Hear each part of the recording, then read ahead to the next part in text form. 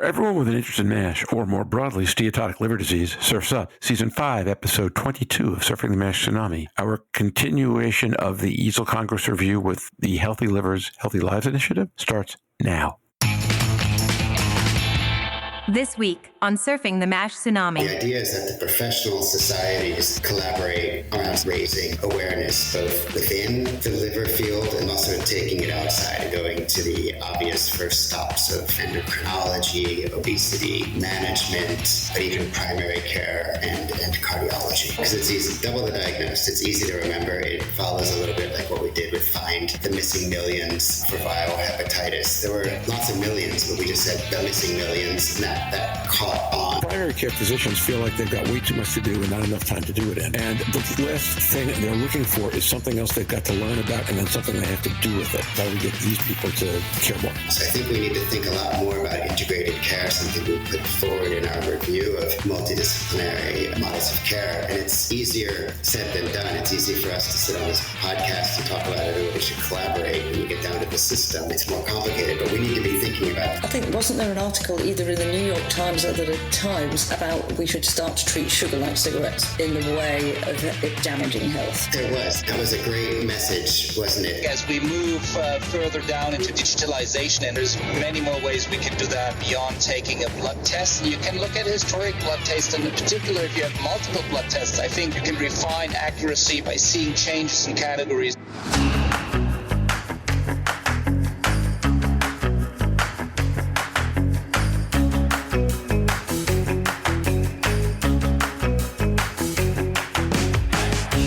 Last month, over 7,000 hepatology stakeholders convened in Milano for the EASL Congress 2024.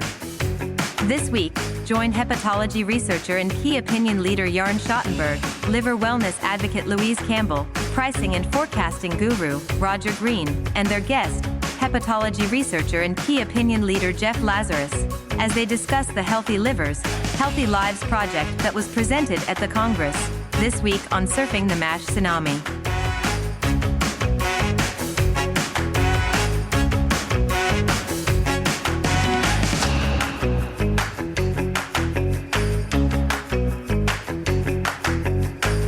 Remember to keep listening after the episode for this week's question of the week, sponsored by Madrigal Pharmaceuticals. So, congratulations to everybody who's on this podcast, because all your countries are doing quite well in Europe. And Jeff, I don't know who your country is. I don't know if you consider yourself Denmark or Spain in a moment like this. And obviously Denmark is out, but Spain's playing pretty brilliantly. So commendations for that. Jörn, commendations for the non-penalty on Saturday. We're talking soccer now, right? So I think the Danes did well. It was a little, it's VAR. We have to live with that. It makes it a little abstruse at times, but I guess that's the new reality, and it's important to realize when it's offside. By a millimeter, it's offside. So that's it. Yeah, it's true. And by the way, I think the Germans generally played a pretty compelling match as compared to the English, who proved that you can play 4 minutes of football and win a 120-minute match. For 116 minutes, they were clearly the inferior side, but in the 4 minutes, they got a phenomenal goal from Jude Bellingham and a perfectly drawn-up play from Ivan Toney and Harry Kane, and they won. Well, this week, I've had a chance to watch Holland lose while I was in Holland, watch Denmark lose while I was in Denmark, and watch Spain win while I was in Spain. And now where are you today? And now I am in Spain and I'm staying put. But it has been a week of mostly watching it in airports. Totally coincidental, but lots of drama in the airports with everyone crowded around the monitors, missing flights. I wonder whether I should invite you to Germany now for Friday, which is Spain-Germany playing, Jeff, but I'm not sure about your record on being in the country and the team losing or winning. I look for the most obscure record. So when the game was stopped of Denmark versus Germany due to rain, I remembered that the last time Denmark and Germany had a game stopped by rain, Denmark won 2-1. But that obviously didn't happen this time.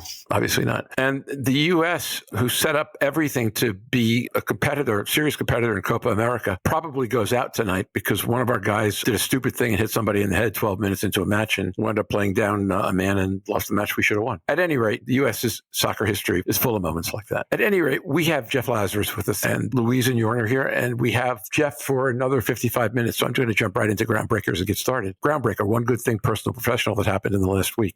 Brave one, go first. I'll jump in then. We don't have to have a great manager. We just have to have a lucky manager, because he certainly didn't have a lot of ideas coming into that last 2 minutes. But we'll take it. It's not pretty. You mean he didn't tell Bellingham when all else fails, use the bicycle kick? I assumed that was just management on his part. No, it was very much when you don't know what to do, so you choose to do nothing. And it just worked. So it doesn't have to be good. It just has to be lucky. There you go. Okay. That's Louise for the week.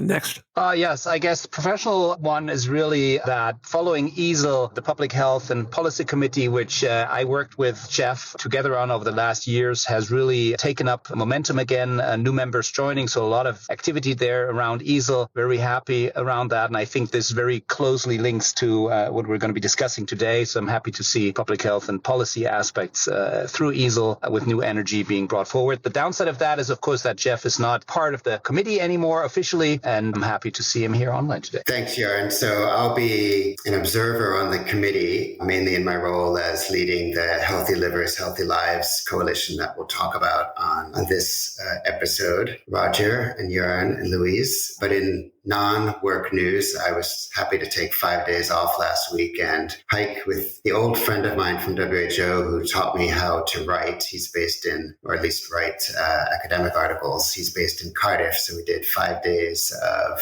hiking, walking, talking, and watching football in a pub. So we were able to enjoy the pub and walk it off the next day. It's good. That sounds like a fantastic way to spend 5 days. I guess my good news is that this is the July 4th week. It's a short week in the U.S., a lot of holidays, a lot of friends, a lot of barbecues. This is the beginning of it, so I'm anticipating it's going to be a good week. But it was a good weekend, but not a special weekend. I think the holiday will be a special weekend, so I'm excited about that. We'll talk about that next time. At any rate, with that, why don't we jump in? Jeff, I don't know that this requires a ton of preface. But it's important to note that there's been momentum behind this disease in several different directions, obviously drug development and the movement from biopsies to NITs, which is part of what we're going to talk about several ways today. But I think one of the important things has been the increase in awareness of the disease and its place in the metabolic spectrum and the degree to which these are really policy issues and cannot be addressed simply by having doctors treat patients better. You've been banging that drum for a while, loudly, in this disease after having done so in others, and it's great to see that it's all starting to have some effect. So with that, welcome, and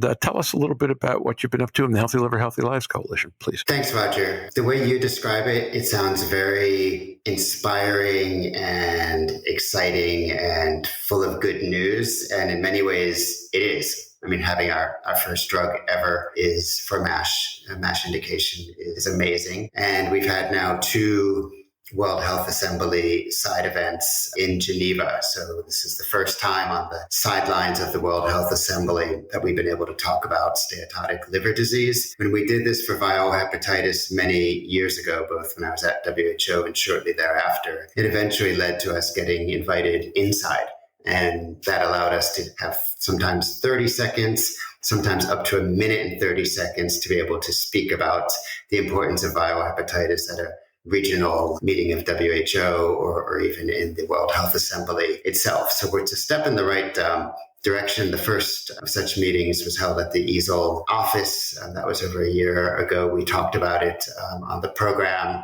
We had 2 ministers of health and the executive chair of the World Health Organization there, and a whole range of organizations, both patient advocacy and professional from around the world. And I think those meetings are incredibly important to do to apply pressure to ultimately have a seat at the table. My concern is that we're also still working to some extent in a bit of a bubble. There's a lot of excitement in the field. There's a few endocrinologists, and I'm very grateful to them, who also recognize the importance. And even at the American Diabetes Association at ADA last week, there were more liver specialists there, Zubair Younasi, Masin Noureddin, talking about steatotic liver disease. But we have really a long way to go. And that's why the Healthy Livers, Healthy Lives Coalition is so important. It brings together 4 professional organizations, AASLD and EASL, along with the Asian Pacific Association for the Study of the Liver, APASL, and the Latin American Association for the Study of the Liver, ALEH, as well as other partners who are collaborating with us in Oslo, where we launched the event last year. That's the Indian National Association for the Study of the Liver, and others, too many really to list right now. But the idea is that the professional societies collaborate around something we all agree on, which is the importance of raising awareness, both within the liver field, and that includes raising awareness in our hospitals, in our clinics, at our conferences, but also taking it outside and going to the obvious first stops of endocrinology, obesity management, but even primary care and cardiology. And I think those are well taken points. When I started by saying that professional news was that Jeff stepped down from the EASL committee, I think the good news is that, his work over the last 4 or 5 years there really allowed for EASL to propose such a multi-stakeholder coalition, leading in the end to a worldwide coalition promoting liver disease. And the points Jeff Letts mentioned last is, cardiology, other doctors to really think about this disease and start maybe testing, referring, or taking a liver angle in this that is beyond, I have elevated enzymes, I have to stop the statin, which is probably the way most physicians do see this, and not really recognize disease burden, quality of life, and management aspects around liver disease. So I think that's really something I'm excited to be part of this, and I think it builds on Jeff's experience. And I was going to ask you, Jeff, because you've had that, you mentioned it briefly in HIV and Hep C, right? And I think the momentum that was able to be built there is something we can leverage here. And maybe some of the learnings you had are interesting for us. We can absolutely learn from what's happened in those fields and many others, even diabetes and cancer. But it's incredibly important to stress the central role of clinicians alongside patient advocates. No one else is going to do our job for us. So if the patient advocates aren't organized and speaking out, and they are increasingly so, we're not going to get anywhere. But if the professional societies aren't collaborating, we're also not going to get anywhere. It's professional societies that often are able to reach ministries of health, the World Health Organization and others in a different way and create some of these large collaborations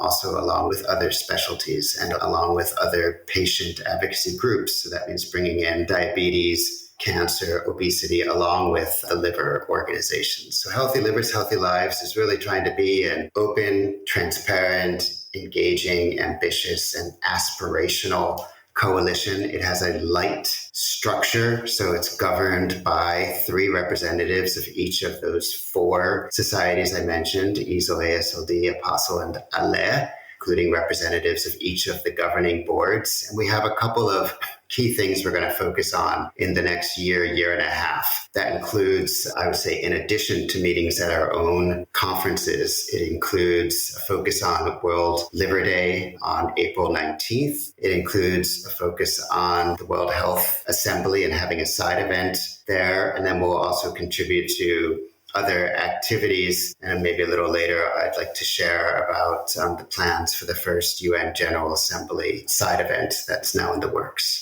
Louise, comment, question. I've got a few, but you go first. I've agreed with everything Jeff's been doing with the Healthy Liver, Healthy Lives for a very long time, in the context that poor liver health is a big part of a lot of the diseases that Jeff discusses. And when we talk about our end as hepatology, it's the end stage, it's the more advanced fibrosis, and we need to tweak them out. So I'm interested that we can take those learnings from HIV and hepatitis and all of those other areas. And I think you have the 90-90-90 shared program with the HIV that works. I'm not too sure how we would leverage that into, even if it was just cirrhosis, knowing 50% of our cirrhotics and 50%. So our numbers would probably be a lot lower, but that's a great initiative that works very, very well. So we have a couple things, I think, Louise, in response to that. One is we have a project going on now looking at what will it take to double the number of diagnosed, so doubling the diagnosis. So within the next 3 to 4 years, what will it take to double those numbers? We've done some modeling. We've looked at how many more people need to be tested in primary care, in endocrinology, and even some in hepatology, because although we'd like to refer the right people to hepatology, some will get tested or diagnosed for the first time in hepatology. So we've done this for 4 countries, and then we're setting out what a vision would look like to double. That's something, why double? Because it's easy. Double the diagnosed. It's easy to remember. It follows a little bit like what we did with Find the Missing Millions for viral hepatitis. There were lots of millions, but we just said the missing millions, and that caught on. So doubling the diagnosed is one initiative that we're going to roll out this autumn. The other, I was discussing with my team today,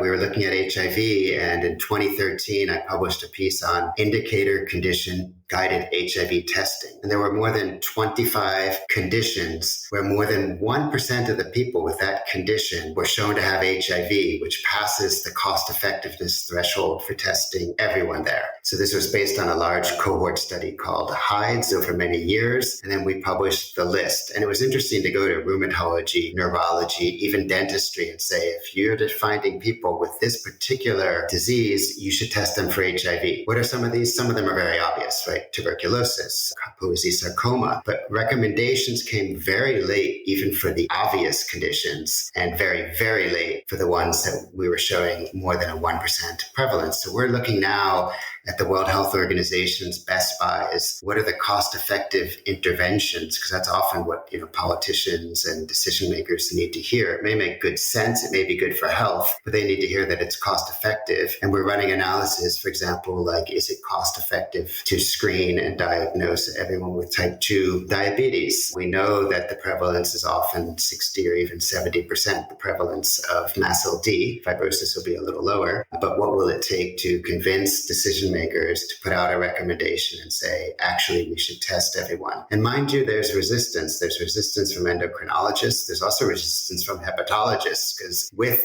the NITs we have and the high, but still not high enough sensitivity and specificity, some people will be missed and some people will be referred who don't have MASLD. That's the current situation. So like you said in your introduction, Roger, we have great progression from the liver biopsy to the NITs. I mean, just compared to 5 or 10 years ago, or even 3 years ago, but a long way to go. But I don't think that should hinder us in trying to find people who have that advanced fibrosis, who need a pharmacological intervention, or who need support for the non-pharmaceutical interventions like diet and exercise. And I think you're right. I'm going to come back on that, Roger, because that's why I left the NHS. I worked in a highly specialised unit dealing with 2,000 to 3,000 fibroscans a year, seeing everybody too late. So the only way, having developed that size of system, was to come out. And there is obstruction. Hepatology want to do their own scans, but hepatology don't have the capacity to double those scans. And they need to more than double them. We need to look at different mechanisms of how we provide non-invasive diagnostics. And I think your figures were, you would need 800,000, that would increase to 30 million. But that's doable, that's scalable, but not in the processes that we currently have. We cannot do that from inside health organisations. Our configuration, our setup, Dan Fortman, the team from St. George's published an abstract at EASL that showed, although it can be done and you can really get into those hard to reach, difficult populations, this is only for fibrosis. This is not for the risk of high risk cardiovascular and diabetes, but it is not cost effective at that level to do it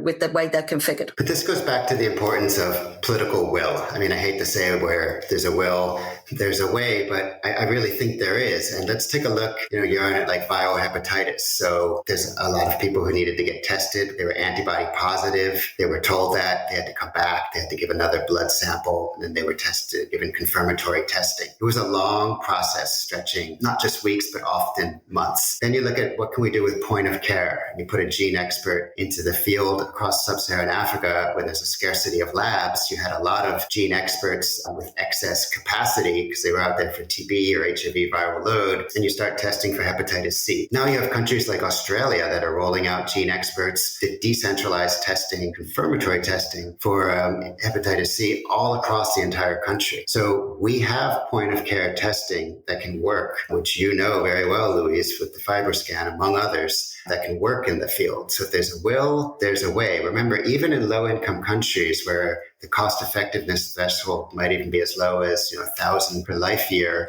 you can even divide up what would it cost for the capital to have that equipment in addition to the actual testing. We need to look at, every time I hear someone put up a barrier, we need to look at, well, what is there a reasonable solution if there's the will to do it? And there's no reason we can't be testing everyone suspected of fibrosis, certainly in high income countries, but in my opinion, all over the world if we want to. Look at the massive scale up we did during COVID-19 when labs were failing us and we were able to develop the antigen tests remarkably quickly, a whole range of antigen tests from many different producers, produced often in parallel. There's a lot we can do if the world wants to develop NITs to get better sensitivity and specificity for fibrosis. Within hepatology, people will say, well, we're doing a lot, and we are, right? We're reading the articles and the reviews all the time, but there's a lot more that can be done so we can move a lot faster and reach those people who are in need of being diagnosed. Oh yeah, it's all about solutions. All about solutions. Louise, and I think where there's a will, there's a way is really important. But I want to take will from a slightly different perspective, which is that of primary care practitioners. Okay, since we're going to count on them to do the lion's share of the work. I'm going to take a U.S.-centric perspective on this, but I don't think it's that different in other developed countries and maybe worse in underdeveloped countries, which is primary care physicians feel like they've got way too much to do and not enough time to do it in. And the last thing they're looking for is something else they've got to learn about and then something they have to do with it. So I'm wondering against that backdrop, how we induce will in that pivotal population, what thoughts you have about that. I couldn't agree with you more about the approach. Now the question is, how do we get these people to care more? Well, it's a big question, and we've been going around and around, this question at conferences and various fora and discussions. I think they need to be aware of the consequences of inaction. So we can look at the economic inaction, which is a bit distant from them, but we can also look at the health inaction. What happens when your patient has fibrosis, you're not even doing a FIB4? I mean, it's not about asking everyone in primary care to necessarily fibroscan, but you can start with a FIB4, even if it's not the best test, and you will find some people who need a confirmatory test, and some of those will have fibrosis, and some of those will even have cirrhosis. So we need to explain what that cost of inaction is, but also how little cost there is. I mean, I remember just talking to my own provider, why are they not doing a FIB4 on everyone? Well, there are issues with the electronic medical system. Someone said, it's really easy. You just have to tick the box. I said, you shouldn't even have to tick the box. I mean, really from the beginning, if you're doing all the tests, they're going to give you all of the components of the FIB4. Certainly age is the easy one, but ALT, AST, and platelets as well. Then why are you not just calculating it? So I think they need to understand the cost of inaction. Then, we need to look at, are there large GP practices that can have a FibroScan or similar tool, and also the important role of serum-based biomarkers, because there's a lot of future there. I mean, if you can test the blood, that's how we made a paradigm change, I think, in hepatitis C, because we were able to do reflex testing without needing another sample. Let me get started with an observation, a discussion we had in the team today,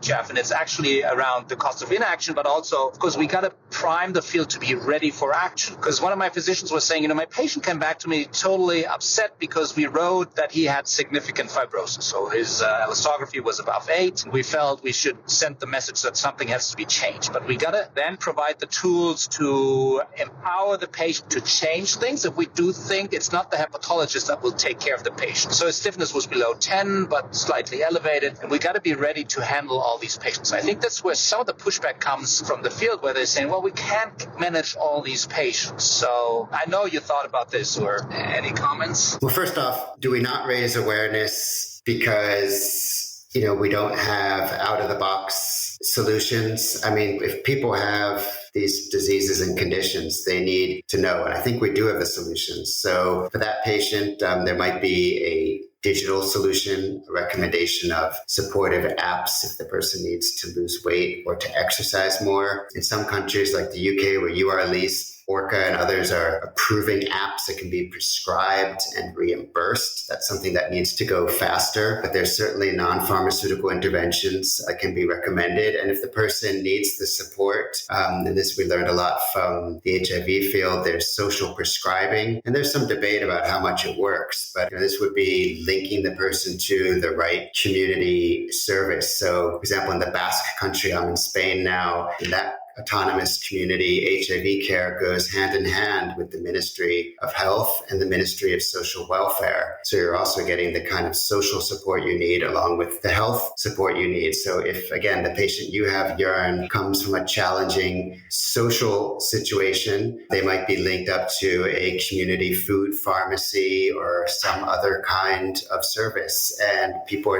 don't need them, don't realize how many there are in the community. They always need more funding, more support, more people paid and volunteers. But there are a lot of services, and some healthcare departments are well linked up with them and some are not. But it does mean the field needs to change, because as we find more people, you will have to take care of more people. And for those who don't get a pharmacological drug, I mean, resmetirom is not approved yet in Europe, obviously, but there are other drugs that patient may need or may be on. There are other solutions. We don't have the kind of peer support like HIV, cancer, diabetes, and other fields have. And the big support or the big intervention in biohepatitis was when people like Charles Gore, who was running ELPA and then the World Hepatitis Alliance, said we need to actually strengthen or even create patient advocacy groups, and we need to link them and work with the clinicians in those countries to do that. So they didn't just appear out of nothing. They got support because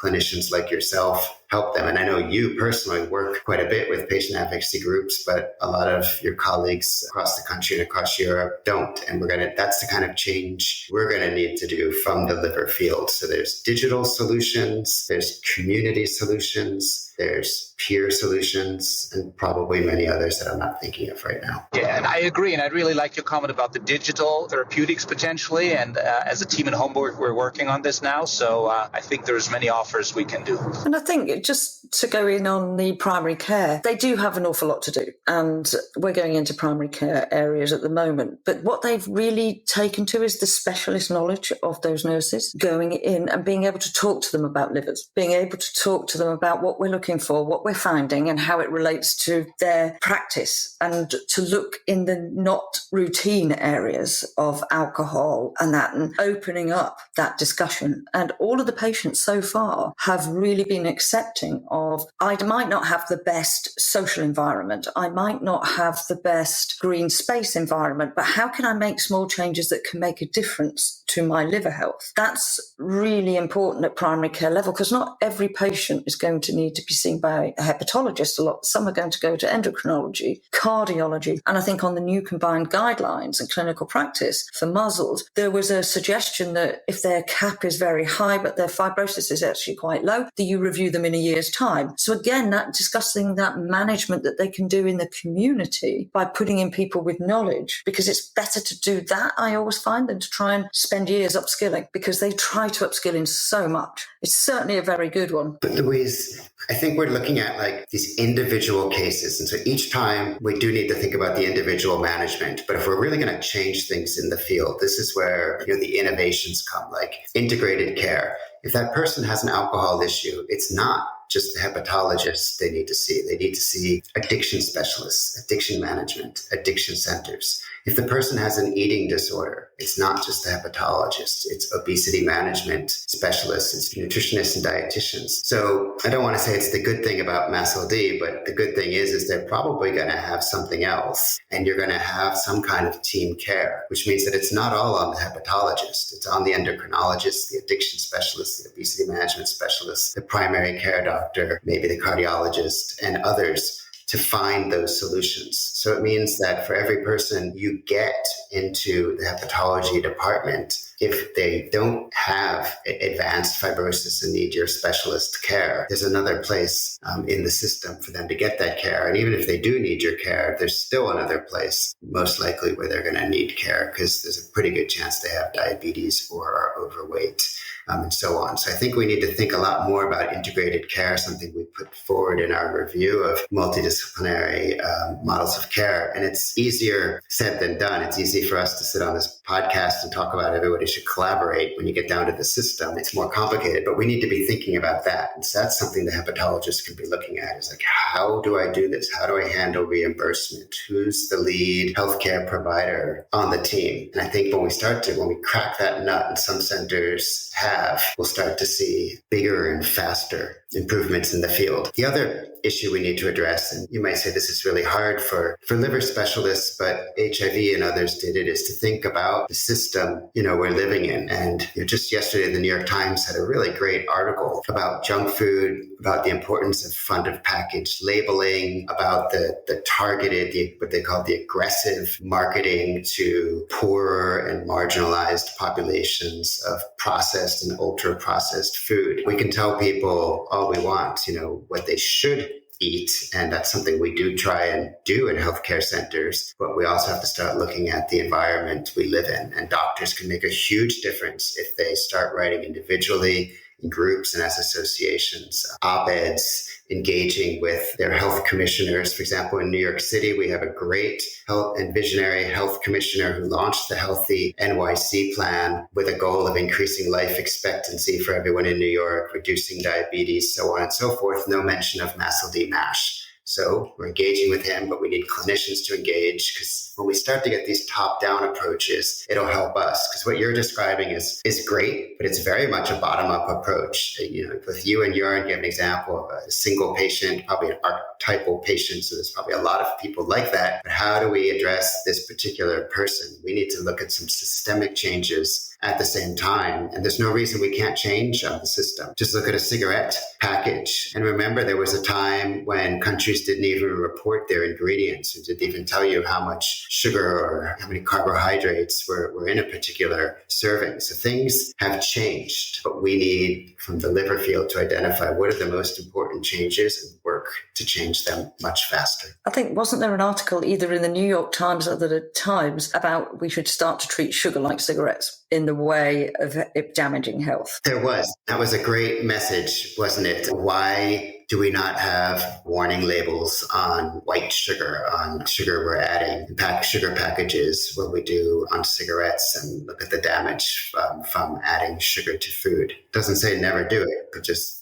people should be aware that there's damage. And I think this goes back again to something we benefited from greatly in the HIV field, which was harm reduction. So, it's about reducing the bodily harm. It's not necessarily abstinence, but it's people need to be aware, and most people really aren't, on the dangers of sugar, and be aware of how much sugar gets added to the sugar-sweetened beverages and pre-mixed coffee drinks and so on. So, Jeff, I think all that's great, and I think really important. We've identified on this podcast in the last couple of years a couple of impediments that I'm just curious if we're making progress on and how we're doing, or if that's something that's in your scope right now. You mentioned, for one thing, that anyone can get a FIB4, but in fact, as recently as 8 or 9 months ago, panelists told us that in a whole bunch of countries, ALTs are not a standard test, that you have to ask for an ALT to get it, which would mean your colleague who said you have to check a box, you would, because you'd have to do something to get an ALT before you could compute a FIB4. Is that something that y'all are looking into or making progress on, or is that not the issue it was? Yeah, and that's absolutely right. So, I'm generalizing. I can't tell you that every health system in the world automatically is collecting ALT. A lot are, and for the ones that are,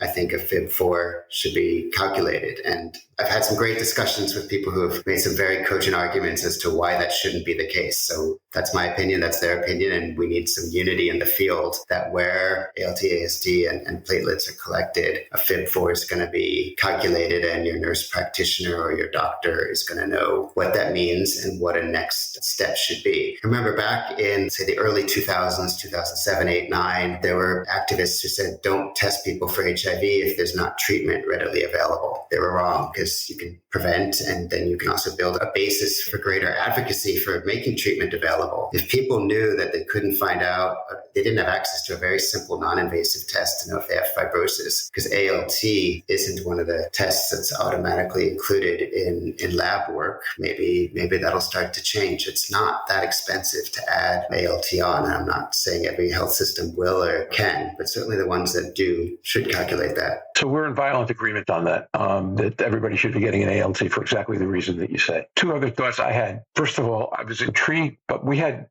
Frank Taka and Elisabetta Buginese on last week talking about the clinical practice guideline update. And I was intrigued. In fact, Louise was exceptionally intrigued that they added resmetirom in advance of approval as something to get ready for, and talked a lot about the things that you can do with pharmacotherapy now, which felt to me to be part of addressing the what can you do question. So I'm wondering if that's the kind of thing you're looking for more folks to do, and if that's the right coalition of organizations, diabetes, obesity, to be looking to for our first line support. Just curious. Well, absolutely. And congratulations to that whole team, because those guidelines are amazing. The CPGs in many ways, but not least because it's the EASL, EASD, EASO, so diabetes and obesity jointly publishing with the European Association for the Study of the Liver. So that's already a huge step in the right direction. Recognizing, likely, we never know, approval next year of resmetirom, what it will mean and how to address it in European health systems is also visionary. So we don't have to go through a whole update process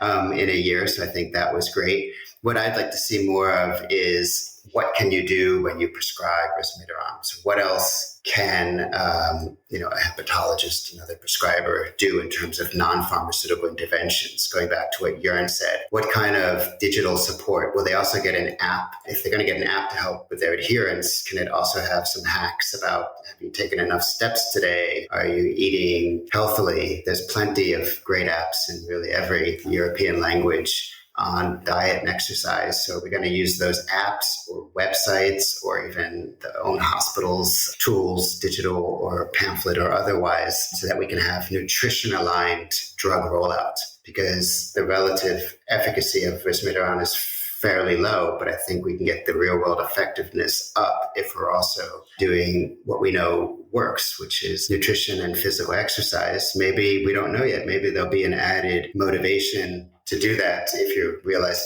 I have such a serious liver issue that I needed a prescription drug, well, now I actually am going to do what the doctor's been telling me, or do a little bit more of it in terms of that exercise and changing their diet. It's an uphill battle for people to change their lifestyle, to change their behaviors, but something that can help actually is a prescription drug, because it confirms, the seriousness of their condition to them.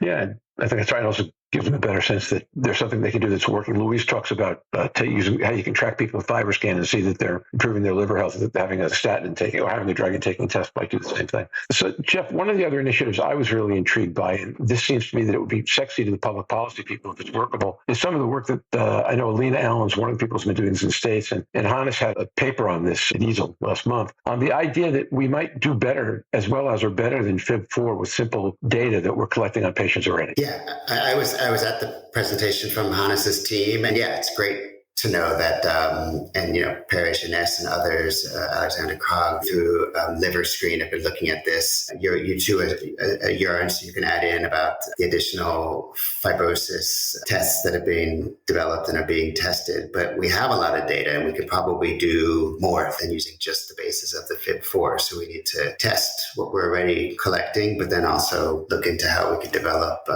even better biomarkers, because we need to be able to test people really as simply as possible and at low cost as possible. Yeah, what Jeff says is how to refine the FIB4. What's the better way? And I think as we move further down into digitalization in the healthcare systems, there's many more ways we can do that beyond taking a blood test. You can look at historic blood tests, and in particular, if you have multiple blood tests, I think you can refine accuracy by seeing changes in categories. So I do believe in this highly prevalent disease, this is one way to develop that and have digital solutions flagging physicians that are managing the patients to the likelihood of advanced disease, and including that in the management. Inpatients or outpatients, allowing them to be managed actively by themselves, as we discussed earlier, nurse practitioners. So with a highly prevalent disease as that, digital solutions is one way to address this. So Jörn, if I remember, I think it was the liver risk that was published with you all in the Lancet. And so it had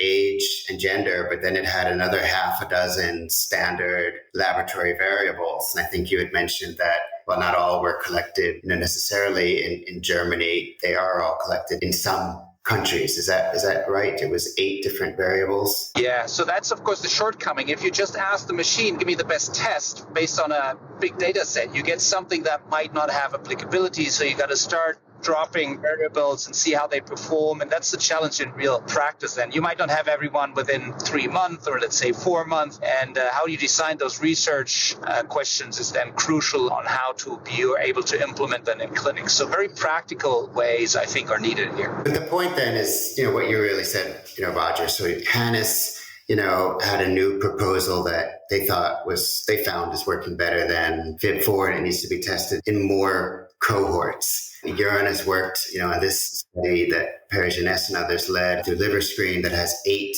variables. So we need to be doing more of these studies. But again, we're going to need a top-down approach. And I know we only have a few minutes left, so I wanted to tell you about one initiative coming up where we hope to put that kind of pressure, because what we've seen from diabetes, cancer, HIV, biohepatitis, you name it, is that when the World Health Organization comes out with a global health sector strategy that all member states agree to in the annual World Health Assembly, a number of countries do start to take action, especially when the reporting comes and they start to see themselves doing poorly compared to even when the high income countries see themselves doing poorly compared to their neighbors or even the low income countries, it can spur action. So I am a believer in these kinds of action plans and strategies to spur action. So in mid-September, we'll hold the first United Nations General Assembly MASH side event. It'll be a breakfast event. The details will be shared soon. The idea is that just like there were the World Health Assembly side events, we'll bring together key stakeholders. So that means hepatologists, but really most of the people in the room should not be from hepatology. So they should be people who are working on NCDs, more broadly, or even specifically if it's cardiology, endocrinology, diabetes, and related issues. It should be policy and decision makers, health systems, specialists, payers. Imagine the day when they said, well, we really didn't know, Roger, that there was a tsunami coming. We didn't know that there was an estimated 1 in 3 adults with this disease. Now that we have better tests, we're finding all of these people with fibrosis, so many people with cirrhosis. This is a huge disaster for our health system, not to mention all of those individuals in public health. So we'll hold that side event as just one more stepping stone on the road to pressuring the UN and its specialized agency, WHO, to take action on this. I don't think we can wait as long as we had to wait with some other diseases. The more we learn about MASLD and MASH, the more we learn that it's such a serious issue. Someone asked me how many people die of MASLD. I said, I'm not really sure that anybody is, but I do know a certain percentage is getting MASH, a certain percentage are getting fibrosis, and a certain percentage of those are moving to cirrhosis, end-stage liver disease, hepatocellular carcinoma. We know there's relationship, cardiovascular disease, diabetes, bidirectional. So when you know that someone has MASLD, you know that some kind of action needs to be taken. I do think that people need to know if they have MASLD, and I think there's things that can be done to help them to reverse it, even if MASLD hasn't been shown as a cause of death. That makes the case harder because policymakers tend to act when there's a lot of deaths. Just look at the COVID pandemic. We knew for a long time that SARS-CoV-2 was in circulation. Nobody wanted to do anything in January and February or even March 2020. And then when the deaths really hit Europe,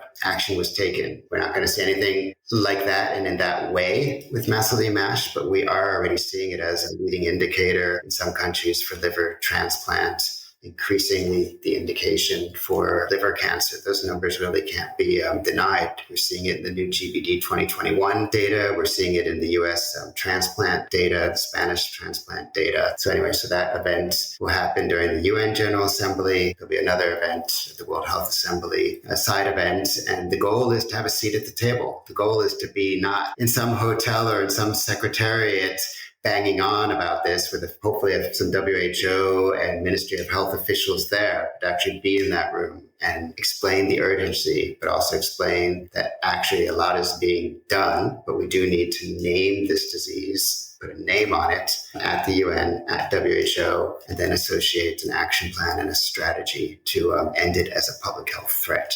So, Jeff, as we wind down, just a comment and then a closing question. The comment is, I think the issue isn't going to be how many people are, if you can frame it this way, dying from MASLD or as compared to dying with MASLD, where MASLD is a contributory factor to what they're dying from, right? At F2 and F3, the leading causes of death, cardiovascular and extrahepatic cancers. So if we can find a way to reframe, I think that probably helps all of us. I think you just did. So just saying with instead of from will make a big difference. Okay, good. So that's number one. And then number two is, besides that reframe, and more generally, what can the people who are listening to this podcast do to support what you're doing? Some work in drug or device diagnostic companies, and a lot are care providers. And the third group are patient advocates. So let's think about what you think those three groups could do to help. Well, a colleague came up to me and said recently that she was surprised so many people in her family had what she called fatty liver disease. And I said, well, this is the prevalence. And she goes, yeah, I know all that. It's just that when I started working in this field, all these family members started telling me that this was the case. So I think it's about naming the disease, explaining it to people, explaining that they're quite lucky, in particular with this disease, because at the early stages,